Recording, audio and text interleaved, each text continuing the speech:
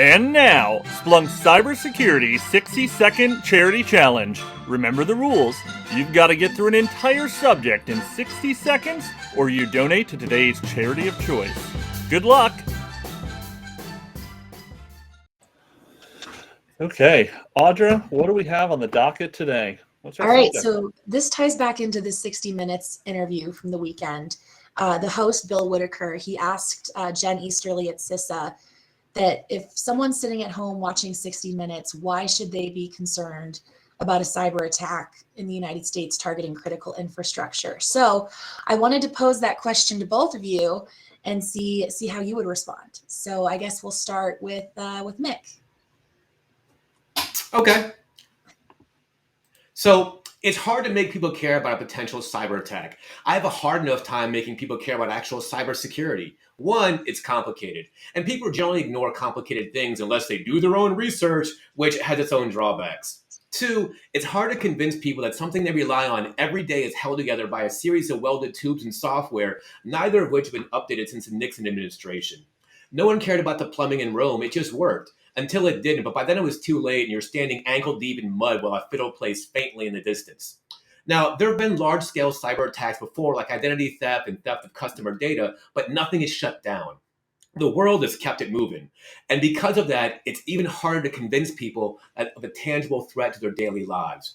But an attack on industrial control systems, SCADA systems, things that we're seeing an increase of, that's a problem. That's when things shut down. That's when the lights go off. No more water, no more Netflix. These are cyber attacks with destructive intent targeting the things we would use every day. And if we don't take steps soon, I feel we'll have our own ICS version of Rome.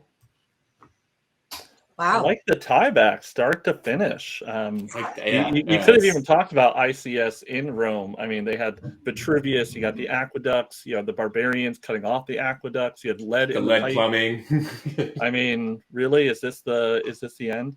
Also, loving all the comments today. A whole bunch of people from all over the world. This is pretty exciting. I got nothing on that. I'm just happy to see folks participating. Good times.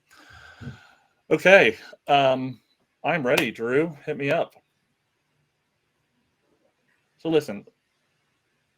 Nope. Uh-oh. We got to make sure we're on time. Go ahead. There's absolutely no part of your life that is not threatened in some way from a cyber attack on ICS and infrastructure. On a macro scale, from your water to your power, to the food on your table via computerized tractors that are using GPS to make sure that they're rowing in straight lines, all the way to the warfare that's currently happening in Eastern Europe, where the drones that are being powered by Starlink are now arguably in the rules of engagement for warfare.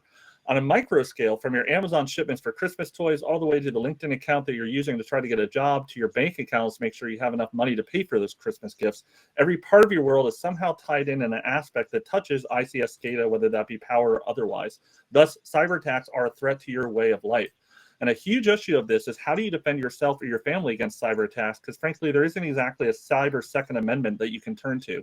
Finally, this is the time to play Sarah McLaughlin's sad song about abused animals.mp3. If you don't worry about cyber attacks at home, the number one issue I have is I might not even have a job. Well, that is a fair concern for you specifically. I will remember me. Something. That's all I got. So it's the winner, Audra. I want the winner. Better be me. The winner. I first want to tell you what Jen Easterly said when she was asked this question, because I think she had a great response. She said, everything that you do, hour by hour is largely dependent in some way on critical infrastructure, as you both said. So you get gas from the local pump, you get food at the grocery store, how you get money from the ATM, how you get your power, water, communicate, all of that's critical infrastructure.